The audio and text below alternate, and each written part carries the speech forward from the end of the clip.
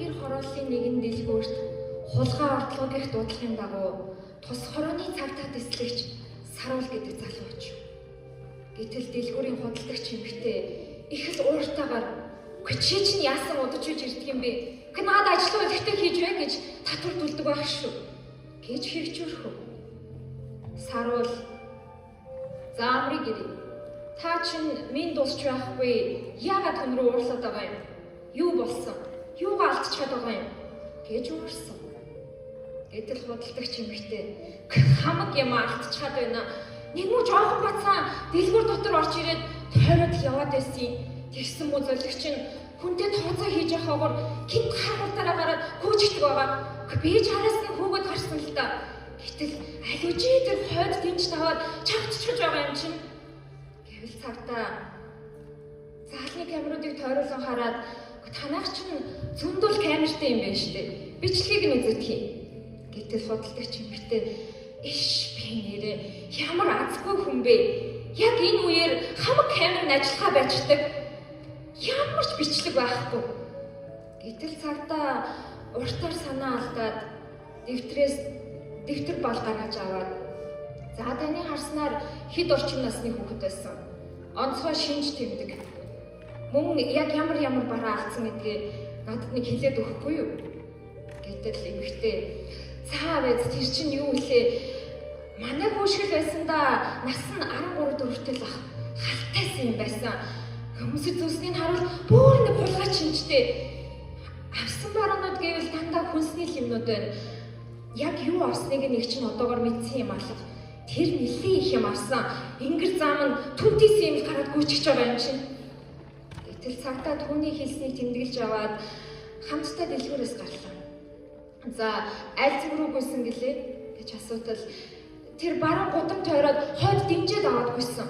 Тэр хавийнхан гэж үнэн бүтэхгүй хүмүүс хаягийн бүртгэл гэж байхгүй. Дээрээс нь аригчин, гуйлагчин дандаа бүтэхгүй хүмүүс.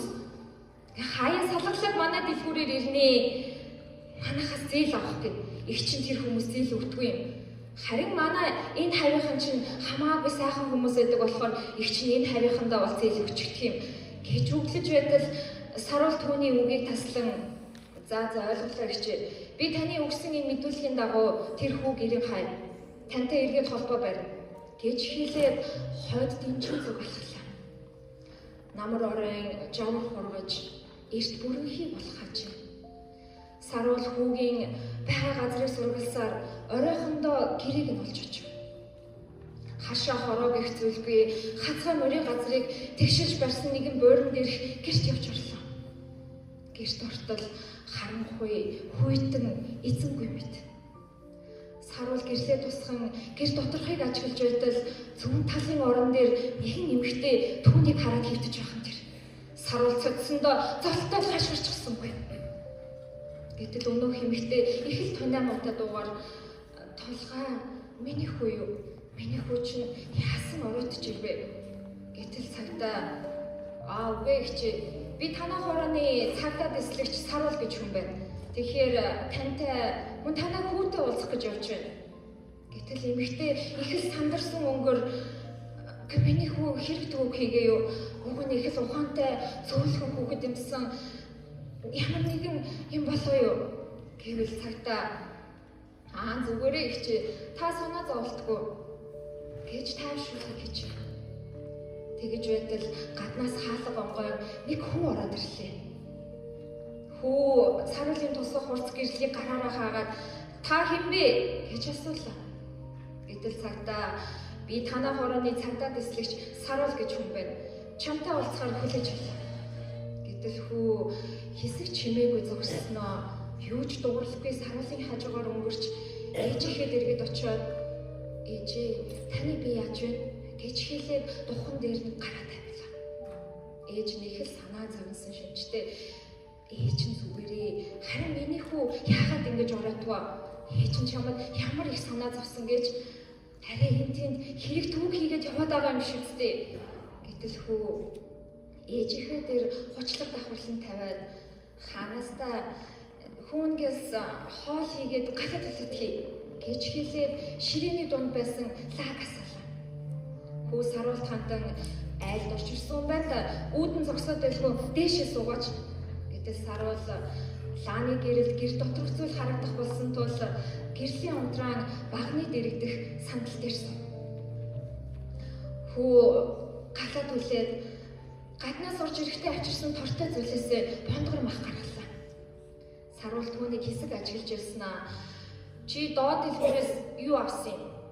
Гэтэл хүү ээж рүүгээ эргээд хартал ээж нь их л санаан зовлон байдалтай түн рүү харан хэвтэн. Хүү эргээд Саруул руу хараад та санаа зовлтгүй. Энэ хулгай мах биш. Зүгээр айлд тавилсан махал замаар авчирсан юм гэж хэлээд чимээг болчих.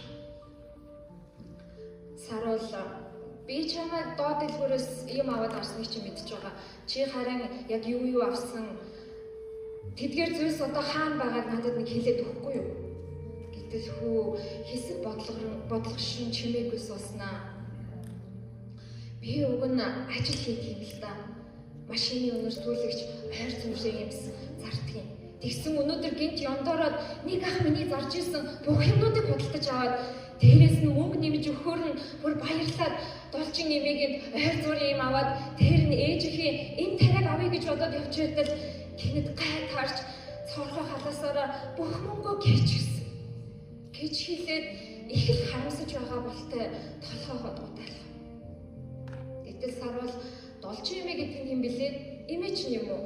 Гэтэл хүү үгүй энэ хүнд амьдрдаг нэг ганц бие хөвшин байдаг юм. Насаараа энэ хийсэн гээд ээжийг маань ирж үздэг болохоор би тусдаа дэмтэй явъя л гэж боддөг юм. Гэж хэлтэл Саруул тэгээд чи мөнгөө гээчгээд хулгай хийхээр шийдээ юу? Гэтэл хүү тийм ээ гэж ээрч мөрөн хэлээд толгой төрлөө. Гэтэл ээж нь хойноос нь гэж ээж нь яаж байгаа хүүхдээ ээж нь чамд хулгай хийжээ гэж заасан уу? Хэдэн төгрөг алтаал үз. Мөр бүтэн байхад дахиад ч болж болно. Ээж нь босоод хөл дээрээ явдаг юм бол ажил хийгээд хүүгээ сургуульд оруулаад чамайг ингэж ажил хийлгэхгүй шүү дээ.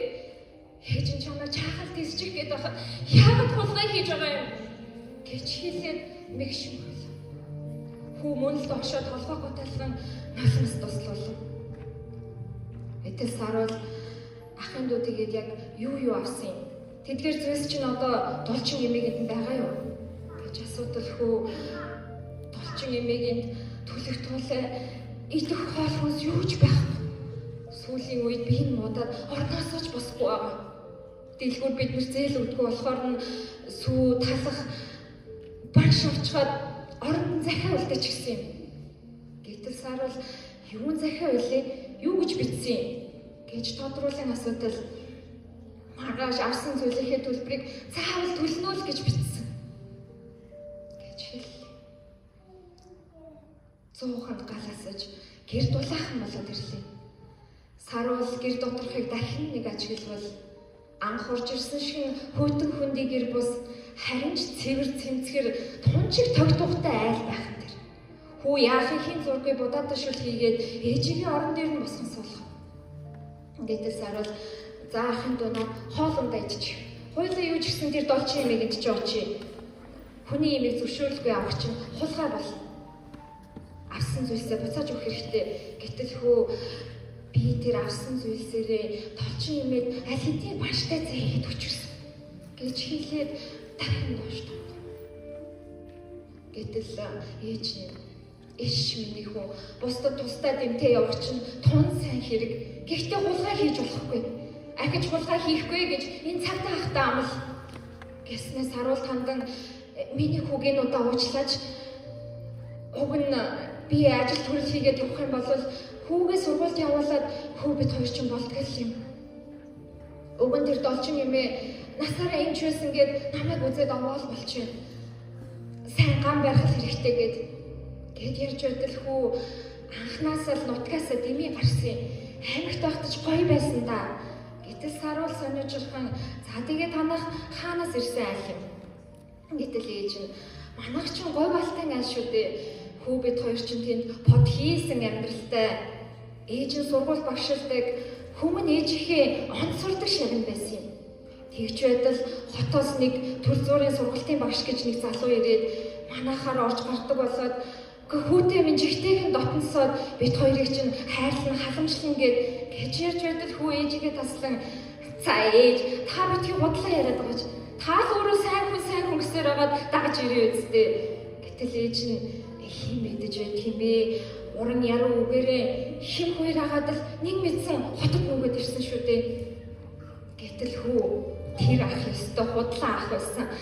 Амьд байхад нэг их гой юм ярьж ирсэн хотод ирээд гинтл муухай яриатай хүн болчихсон. Гэтэл ээж нь үргэлжлүүлэн анх уг нь бит хоёр энэ доор хашаанд буусан юм аа. Гэтэл нөгөө залууч нь гинт байр саванд оруулна гэж хамаг өнгөтэй өдтэй энийг мань хамаж аваад гинтл бит хоёрыг орсургүй хаяад алах болчихсон.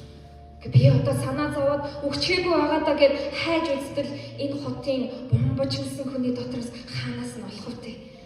Гэтэл цагдаа та тэгээд тэр хүнээ цагдаад мэдгэцсэн үү? Гэтэл мэдгэцэн. Олдохгүй л байгаа бололтой. Мэдгэцэн. Олдохгүй л байгаа бололтой. Сүүл сонсоход тэр их лойрч хүн байсан юм бэлээ. Тэр цагдаа байсан ч худлаа алсан шүү. Гэтэл хүү хэрвээ тэр новштой гадуур таардаг юм бол болгож өгөндөө. Гэтэл ээж нь саруулаас их санаа зовсон байдалтай. Гэхдээ чи чинь цагдаа хүний хажууд юу солиороод байгаа юм? Хэрэв гадуур таардаг юм бол эвтэйхэн араас нь дагаж явж байгаад цагдаад бирж өгөхгүй юу? Гэтэл хүү за тоглосон юм аа ээж. Би юу гэж том хүнтэй үзэлцэж байдаг юм гэж хэлээд инеев. Саруул хүүг харж инеев хэлснээ. Хүүгийн агалж өгсөн бутаатай шүлэг гэдэг. Тэгснээ хүүд хандан миний дүү үнэхээр мундаг юм аа. Ээжигээ асарч халамжлаа. Дээрээс нь хөгшин настай хүнийг тоглоно.